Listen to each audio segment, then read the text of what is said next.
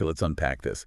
That universal gut punch you feel. You reach into your pocket, pat your bag, and your phone. Mm. It's just not there. Oh, yeah. Gone. That instant panic, right? Your whole digital life feels like it just vanished. It's a feeling almost everyone knows, unfortunately. And the numbers we saw in the research are, well, pretty staggering. We're talking about roughly 70 million smartphones lost every single year. 70 million. Yeah. Wow. But here's the really interesting part. The same research found only about 7% are ever recovered. 7%. Yeah, that's a huge gap between losing it and actually getting it back. It really shows that, while losing your phone is common, getting it back is rare, unless you've got the right system set up. Right. And speaking of common, there was that Gen Z survey mentioned. Apparently 14%, they admit they misplace their phone every day. Every day where? Oh, the places listed were kind of wild. In and around the toilet, under my dog, things like that. Okay, under the dog, that paints a picture. But look, it's not all doom and gloom, thankfully. The good news in the sources is that Apple and Samsung, they saw this coming. They've built some really powerful cloud tools. Exactly. They've anticipated the panic. So our mission here in this deep dive, drawing straight from the articles and research you provided, is to turn that panic into a plan. A practical one. Right.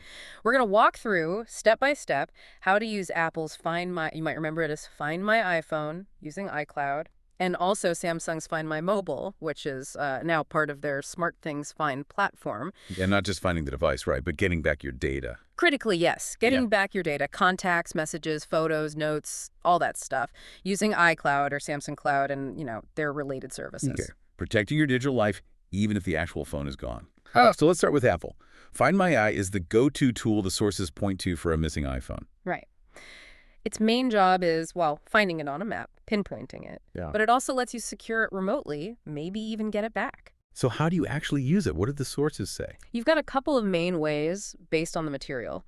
Probably the most common is using the Find My app on another Apple device you have, like an iPad or maybe your Mac. Okay, but what if you don't have another Apple device handy? You're not stuck. You can just open any web browser on a computer, even a friend's phone, whatever, and go to iCloud.com/find. That's the key address. iCloud.com/find. Got it. Yep. Just sign in with your Apple ID. That's crucial. Okay, so you're logged in. What do you see then? Right. So once you're in either the app or the website, you'll see a Devices tab. Click that. Find your missing iPhone on the list. It'll try to show its current location on a map. What if it's off or no signal? Good question. If it can't connect, it'll show you the last known location before it went offline. Or it might just say offline. Still gives you a starting point. Okay, so let's say the map shows it's nearby. Hmm. Maybe hiding in the couch or, Yeah. near the toilet. Maybe. That's when play sound is brilliant. The sources really highlight this. It makes the phone ping loudly, really loud, even if it was on silent. Oh, even on silent. That's key. Definitely. It helps you hunt it down when it's just hiding somewhere close. Okay, lifesaver for under the cushions. But what if the map shows it's definitely not nearby, like across town, maybe stolen? That's when you use Mark as lost. This is super important, according to the sources. Mark is lost. What does that do exactly? It instantly locks your iPhone with your passcode, so nobody can get into your stuff. Your data's protected. And you can put a message on the screen. Yep. You can display a custom message like, lost phone, please call this number, put your contact number right there. Hopefully an honest person finds it. It also, crucially, suspends Apple Pay. Protects your money. Good point. Financial safety, too. And Find My Signs give you directions to it. It can, yeah. Through Apple Maps, it'll guide you right to the phone's location. However, and this is a really big however, the sources emphasize strongly, they advise against going to confront a potential thief yourself. If the map leads you somewhere sketchy or you suspect theft, the recommendation is always, always involve the police for your own safety. Yeah, that makes total sense. Yeah. Don't be a vigilante. What about the nuclear option? Wiping the phone. Right, that's erase iPhone. It's the absolute last resort if you're pretty sure you're not getting the phone back. Okay. You can remotely wipe all your personal data off it. Protects your privacy completely. But the sources point out that erasing it also disables Find My tracking. So you can't track it anymore after you erase it. Exactly. So you only do that when you've given up on recovery and just need to secure your information. It's still good to know you have that control to protect your digital self. The material had some cool examples, right? That Coachella story. Oh, yeah, that was wild. The sources mention these festival goers used Find My iPhone, tracked down a thief who had like over 100 stolen phones on her. 100 phones. Yeah, they worked with the police, who caught the guy and got a lot of phones back. It really shows how powerful the tech can be, especially when you coordinate with the authorities. Wow. And the other example was simpler, but maybe more relatable. Someone lost their phone, logged into iCloud. Right, and they were just, lucky, as the source put it, that their photos had already uploaded to iCloud, to icloud.com/photos. So they got their memories back first. Exactly. They secured the data, the photos, first. Then they thought about using Find Mine to possibly find the actual device. That's a key takeaway, isn't it? Sometimes the win isn't the phone, it's saving the data. Absolutely. Both outcomes rely on having these services switched on beforehand. You might save your photos even if the phone itself is gone forever. Which brings us perfectly to the next bit. Recovering your data from iCloud if you don't get the phone back. Yeah. This is where iCloud is like Yeah. phone insurance, right? Totally. It's designed for automatic syncing, automatic backup. So your digital life isn't just stuck on that one piece of glass and metal. It's your data's safety net. So, okay, things like contacts or notes. How do you get those back using iCloud? If you had syncing turned on for those in your settings, contacts, notes, mail, calendar, they're stored safely in iCloud. The sources explain you can just go to iCloud.com on any web browser. On any computers. Any computer, yeah. Log in with your Apple ID and boom, there are web versions of contacts, notes, etc. You can see your contacts, copy numbers, download them as vCard files, access your notes. Super useful if you urgently need info. Okay. What about photos and videos? Probably the stuff people panic about most. Right. If you had iCloud Photos turned on, then everything should already be safe in iCloud. You can view them, download them, right from iCloud.com for photos on a computer. So like if you lost your phone on vacation. Your trip photos could still be safe online, yeah. Now, if iCloud Photos was off, but you did have the standard iCloud backup enabled, your photos and videos should be included in that backup file. Ah, okay. So you get them back when you restore to a new phone. Exactly. The memories aren't tied just to the lost phone. They're in the cloud, ready to come back when you sign into a new device and restore from that backup. And what about messages? All those texts. Same deal, pretty much. If you use messages in iCloud, they sync automatically across devices. If you didn't turn that specific feature on, your messages are usually included in your standard iCloud backup by default. So they come back too. Yeah, users report they repopulate pretty quickly when you set up a new iPhone and restore from your backup. Old chats just reappear. That must be such a relief. How does that whole restore process work on a new iPhone?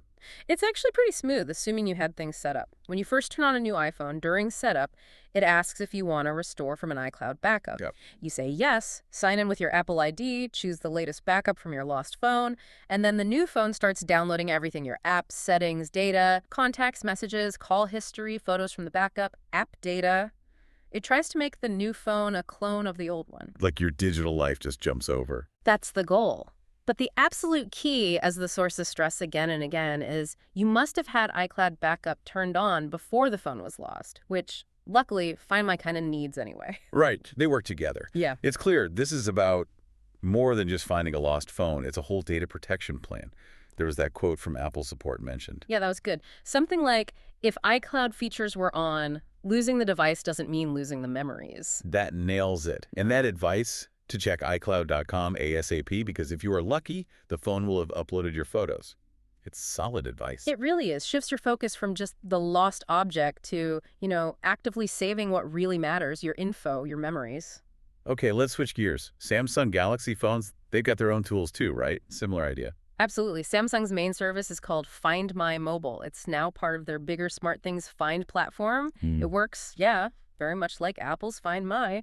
And the big requirement, you need a Samsung account set up and logged in on the phone beforehand. Okay, Samsung account needed. How do you access this one if your phone's missing? The sources say you use a web browser again. Go to the official site, findmymobile.samsung.com. Findmymobile.samsung.com. Log in there with the Samsung account that was linked to your phone. The sources mention you might sometimes use a linked Google account, but really, the Samsung login is the main way in. Right, so you log in, then what? The service tries to find your phone. If it's on and connected Wi-Fi or cellular, it shows the current location on a map. It also gives you handy info like the battery level, network status. What if it's offline? Same as Apple. Pretty much. It'll show the last known location or let you ask to be notified if and when it comes back online. Does it have that ring feature too?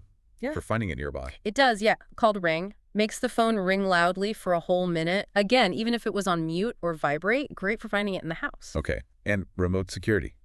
Locking it down. Yep, that's the lock feature. If you think it's lost or stolen, you hit lock. You can remotely set a new PI, which overrides any screen lock you had. So nobody can get in. Exactly. And just like Apple, you can display a message on the lock screen, lost phone, call me at, and your number. It also suspends Samsung Pay. Good. Secures the device, gives an honest person a way to contact you. What about tracking it if it's moving? Find My Mobile has a track location feature. It updates the phone's position on the map every 15 minutes. Could be useful if it's still on and on the move, but same warning applies. Won't chase thieves, call the police. Exactly. The sources are consistent on that. Safety first. Involve law enforcement if you suspect theft. Right. Now, Samsung had that really unique feature mentioned. Yeah. The remote backup. After it's lost. Yes. This is a real standout highlighted in the material. On the Find My Mobile website, there's a backup button. As long as your lost phone is still online. It has to be online. Yeah, it needs that connection. But if it is, you can trigger a remote backup of its data right then and there, sending it to Samsung Cloud. Wow. So even if you forgot to back up recently, you might get one last shot. Precisely. It's an amazing safety net. Get that last-minute data save. Then, after you've hopefully backed up, or if you can't and recovery seems impossible, there's the erase data option. Same idea as Apple's erase. Yep. Remote factory reset. Wipes all your personal info. Makes the phone useless to whoever has it. But the sources strongly advise, try the backup first if you can, then consider erasing. That remote backup. That alone feels like a huge reason to set this up. Any other cool Samsung features mentioned? Yeah, a couple of others. The material noted extend battery life. You can trigger that remotely. It puts the phone in a power-saving mode to keep it trackable for longer if the battery's running low. Handy. And also retrieve calls and messages. This lets you see remotely the log of the last 50 calls and messages. Why would you need that? Could help you figure out who found it, maybe. Or just grab a phone number or a piece of info from a recent message you missed. It's an interesting extra bit of access. Those are really useful additions. So, bottom line for Samsung, you absolutely need that Samsung account set up on the phone beforehand with remote controls turned on. That's the non-negotiable part. The sources compared it to having LoJack on your car. Got to install it before it gets stolen to be any use. Often these remote controls are on by default if you're logged in, but it's worth checking. Makes sense. And just like Apple, these Samsung tools actually work in the real world. They do. There was that story in the sources about a guy whose Galaxy was stolen on a Saturday. He used Find My Mobile, tracked it, worked with the police. And got it back? Got it back by Tuesday. So yeah, it shows these tools, when used right and often with police help, can lead to recovery. Okay, so Find My Mobile helps find the phone. But again, what if it's gone for good? How do you get your data back from Samsung's cloud world? It sounded a bit more distributed. It can be, yeah. Samsung uses Samsung Cloud for certain things, but they also partner heavily with Microsoft OneDrive, especially for photos now. Plus, Google Photos is common, and their Smart Switch software comes into play, too. Okay, let's break it down. Contacts and calendar. If you synced those with your Samsung account, they usually go to Samsung Cloud. When you log into that same Samsung account on a new Galaxy phone, they should just reappear. No web view like Apple. The sources say not directly for contacts via a Samsung web portal, so restoring to a new phone is the main way. Or check Google Contacts if you synced there too, and maybe that retrieve calls messages feature could grab an urgent number in a pinch. Gotcha. Text messages. Those are typically part of your Samsung Cloud backup. So on the new phone, settings, accounts, and backup restore data.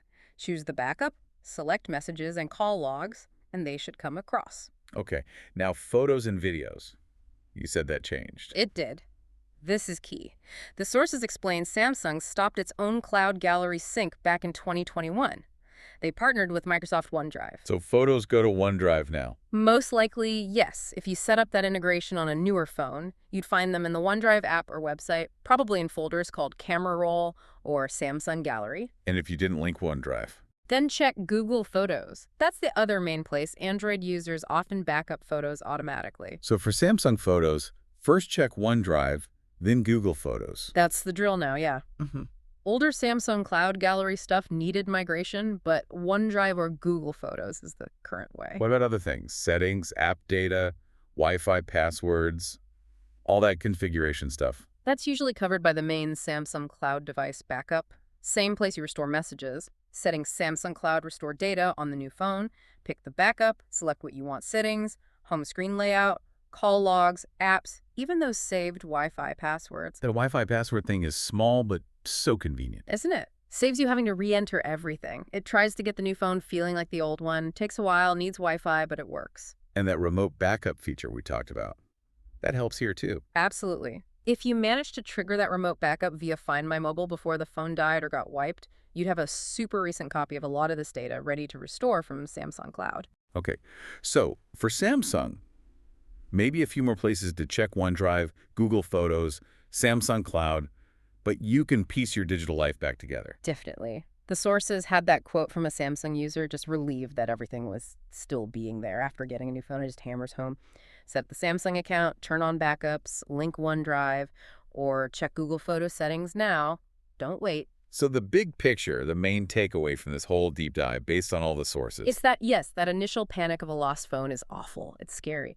But these built-in cloud services, Apple's Find My and iCloud, Samsung's Find My Mobile and Samsung Cloud, OneDrive, Google Photos, they are absolutely essential. More than just finding the phone. Much more. They provide that critical safety net for your entire digital existence, your contacts, your messages, your precious photos and memories. They really are lifesavers. We saw in the stories the Coachella bus, the guy getting his Samsung bag, just knowing your photos are safe. Yeah.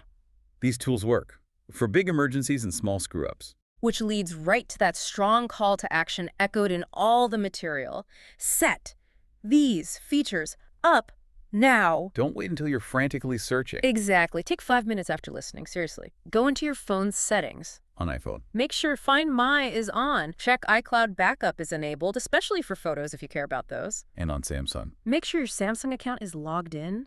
Check My Mobile remote controls are enabled in settings. Make sure Samsung Cloud backup is running. And figure out where your photos are going, link OneDrive, or make sure Google Photos is backing them up. It's just a few taps, right? A few simple taps now for massive peace of mind later. And if the worst happens, you won't be helpless. You'll have a plan and the tools ready. It really changes the feeling from panic to, okay, I know what to do. And, it's kind of remarkable when you stop and think, how much of our lives is on this one little device now? It's immense, isn't it? Connections, memories, vital info. And it's truly amazing how just a few settings, buried maybe a couple of layers deep, can create this invisible safety net, protecting all that important stuff, your digital self, even when the physical phone is gone. Protection that's right there, waiting for you to enable it, even when you can't quite find the device itself. Stay safe, keep those backups running, and trust the cloud. Thanks for joining us for this deep dive. Catch you next time.